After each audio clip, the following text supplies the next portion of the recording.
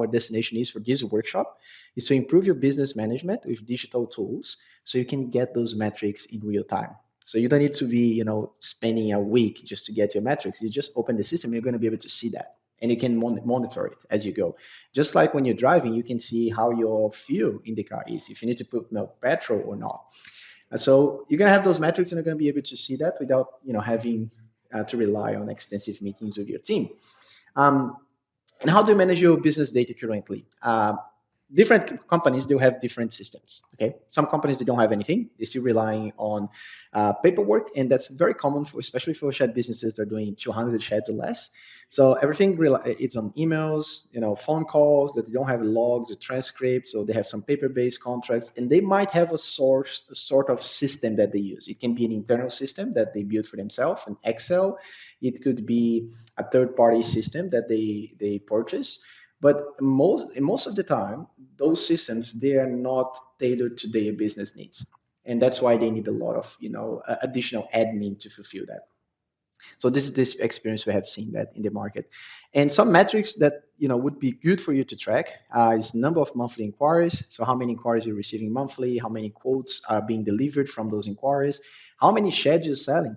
So you can assess, hey, if I'm getting 100 inquiries, if I'm delivering for some reason 50 quotes because some 50 from those 100 they didn't qualify, don't offer what they're asking, and from those 50 we sold just one shed, then hey, I can easily see that I could improve my sales metrics.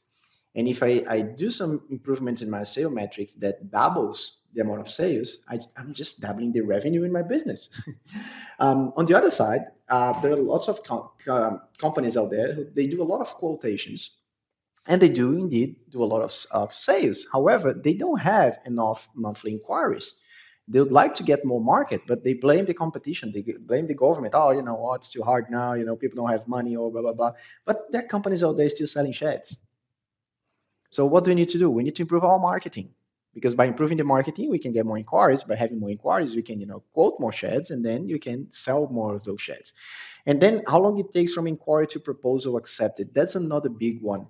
I generally like to try to assess this with my clients, because if it's taking 60 days from the moment someone asks for a quote to the moment they close the deal, if we can shorten that period of time from 60 days to 30, you just doubled your sales as well in a way, right? Because now your inquiries are going to be closing faster, and your cash flow is going to be closing faster. So instead of closing 200 projects in 2 years, you can close 200 projects in 1 year.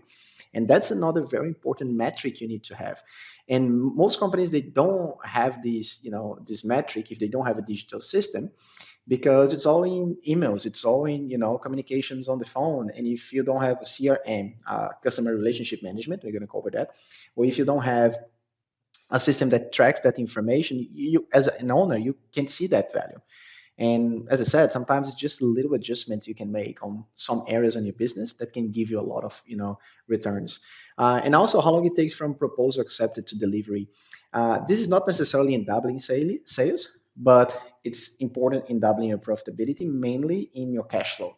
Because if it's taking a lot of time for you to deliver that chat, because you might be relying on a supplier that takes too long, or you might be relying on a logistics like a truck, or a company that does that it's not keeping up. This is something else you need to keep track of.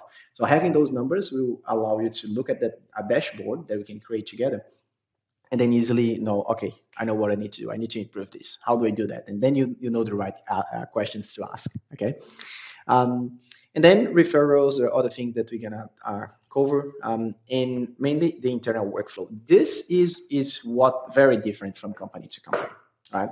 So what's the internal workflow? Imagine like a ball, and this ball is actually navigating through the whole process in your business, from the initial inquiry, the first contact from a customer to your business, all the way to, hey, here's your shed delivered on site. Some companies, they just supply only. So they're not going to be doing concreting. They're not going to be doing erection. Some companies, they will do council approvals. Other companies will just delegate that to a third party company that will do that for them.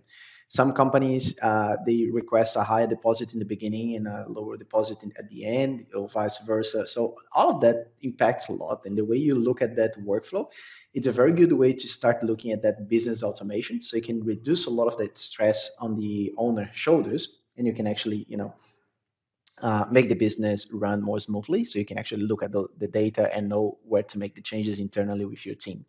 So that's also something we're going to go through today.